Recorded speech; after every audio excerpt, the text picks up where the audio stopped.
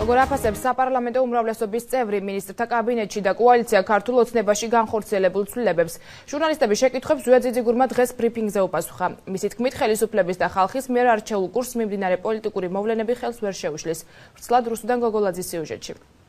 განცხადება იმაზე, რომ პროკურატურის მიერ მაღალჩინოსნების მიმართ დაწყებული საქმე ეს არის ევროატლანტიკური კურსის საფრთხეში ჩაყენების მცდელობა, კიდევ ერთხელ ვამბობ, არასერიოზულია. პარლამენტის ვიცე-სპიკერის განცხადებით, ევროატლანტიკური ინტეგრაცია საქართველოს მთავრობის მიერ არჩეული საგარეო კურსია, რომელზეც მიმდინარე პოლიტიკური პროცესები გავლენას ვერ მოახდენს. ზუია ძიძიგურმა მინისტრთა კაბინეტში განხორციელებული საკადრო ცვლილებებისა და თავდაცვის უწყების ახალი ხელმძღვანელის მინდია ჯანელიძის შესახებაც ისაუბრა. ის არის სწორედ კარგად ცნობილი ნატო სტრუქტურებისთვისაც, კარგად არის ცნობილი სამხედრო წრეებში, სადაც საქართველოს ამდენი წელია მისიებში ღებულობს მონაწილეობას და მე მინდა მას წარმატებები ვსურვო. პარლამენტის ვიცე-სპიკერი ევროკავშირთან ასოცირების ხელშეკრულებისა და ნატო საქართველოს თანამშრომლობის საკითხთან დაკავშირებით საქართველოს პრეზიდენტის მიმართვასაც გამოეხმაურა.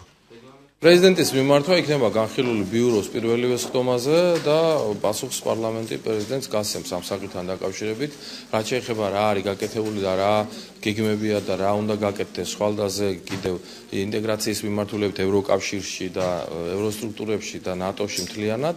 ამ საკითხებზე, რა თქმა უნდა, ძალიან საინტერესო იქნება მოხსენება პარლამენტის მხრიდან და პრეზიდენტის მონაწილეობაც აქ არ იქნება დაუშვათ ინტერესმოკლებული საქართველოს მოსახლეობისთვის.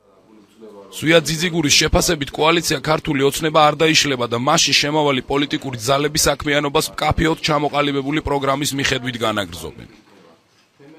საცხოვრო დემოკრატიული ვითარებაა ქვეყანაში, კოალიციების გადალაგება, განმოლაგება უფრო ხშირად ხდება ხოლმე.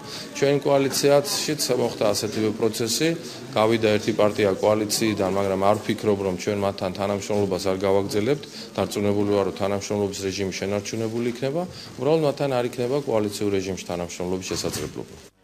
შეგახსენებთ, რომ მმართველი კოალიცია თავისუფალმა დემოკრატებმა გუშინ დატოვეს.